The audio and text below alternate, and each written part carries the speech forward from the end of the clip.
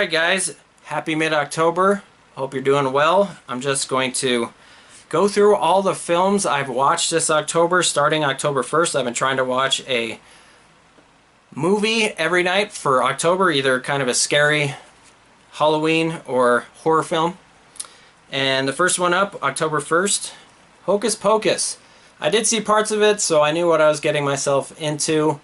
It was okay. I thought it would be a little better. You know, I'm not gonna like watch it every year as traditional Halloween film or anything like that in October, but I'll give it like a C+. And then Bela Lugosi's Dracula. Never seen it before. Awesome film from 1931. Just great set design, great direction, great acting. Just a classic Universal horror film, trend-setting film for the rest of the Draculas. And I think this was better a second time around. Us, right here, Jordan Peele's second horror film. First one was Get Out, and I didn't like it the first time. I saw it in theaters, and I hadn't seen this in over a year, obviously, and I liked it better the second time. I'll give it a B+. And after seeing this again, this is the best horror film I've ever seen. I'll give it an A+. Just great direction, great acting, the interesting characters. It's almost a character study.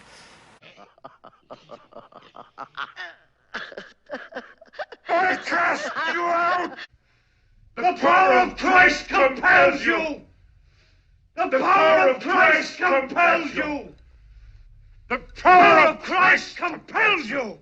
Despite the horror and the terror of this film, and this is the extended director's cut, so there's like 12 extra minutes, including the famous spider crawl that was cut out, and also the conversation between the two priests at the end. Very, very well done. Best horror film I've ever seen, and can't say enough about this film. A+ for sure. Then I had to lighten the mood a little bit. Tim Burton's Frankenweenie, great stop motion animation, better than The Nightmare Before Christmas in my opinion. I would give this one an B+, maybe even an A-. Best stop motion film I've seen from Tim Burton in my opinion. I know a lot of people like Nightmare Before Christmas, and I am going to watch that. I don't know if I'll watch it in October, but I do want to watch it at some point again.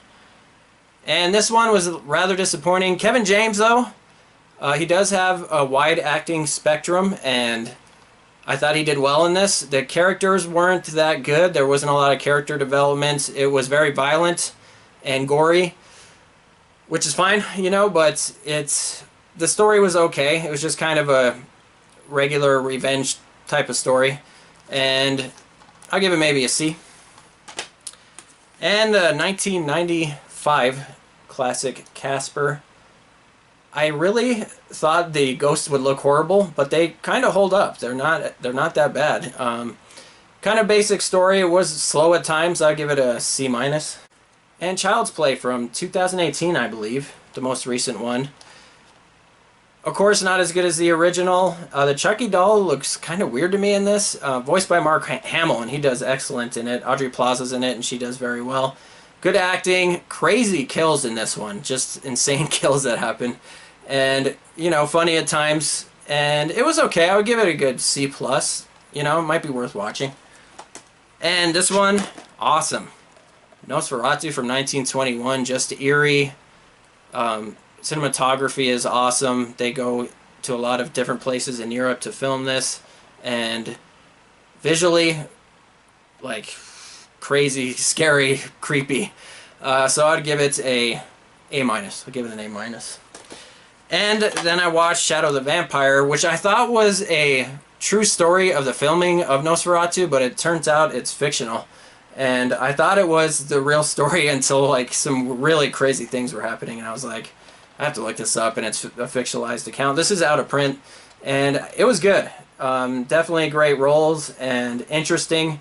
About a director just obsessed with his film and finishing the film and getting his art done. So I would recommend it. I'll give it a B+. And last night watched the original Scream. I might watch another one. Scream 3, I haven't seen that in a long time. But the original Scream I would give an A.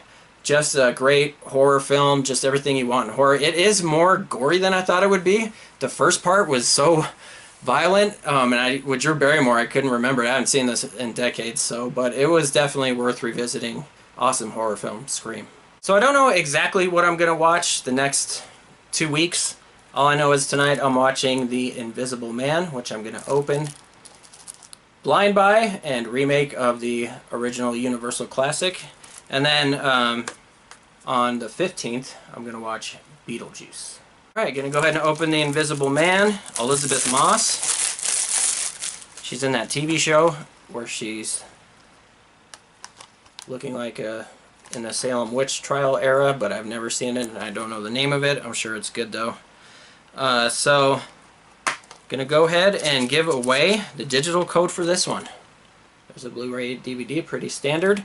So just be the first person down below, unedited, to answer this question.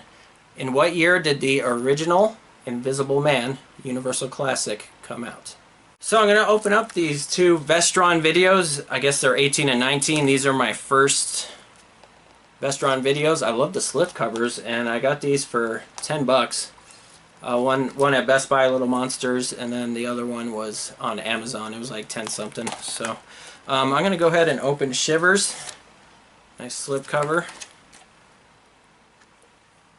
This is a Blind Buy, David Cronenberg film, and it looks like a horror film, so I might watch it sometime this month as part of my movie watch.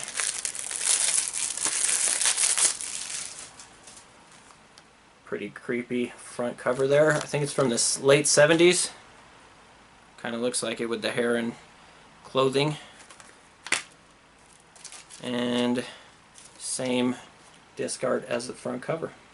Little Monsters. I actually remember seeing this in theaters. I know it has been out of print for a long time, and you know, some people have been complaining about, I don't know who, I can't remember who was complaining about the packaging or whatever, but I love these slipcovers. They're pretty awesome. And Fred Savage back in his glory days, the Wonder Years, Princess Bride, and Little Monsters. And I had no idea Howie Mandel played the monster until after I saw the film. I thought that was crazy. It didn't look like him at all. And I have not seen this film since I was a kid, so I am looking forward to it. I don't think it constitutes a October scary watch, but I will watch it sometime in November. Awesome artwork. Same as the front cover. I had to pick this up. I was debating it. It was selling out. So I bought it on BestBuy.com and received it in the mail. Mad Max Fury Road. I do own the Blu-ray, and I've seen this film multiple times. I can't believe this came out in 2015. Is that right? 5 years ago? Saw it in theaters. I've seen it again, like I said, a bunch of times. One of the best action films of the decade, if not the best action film of the decade.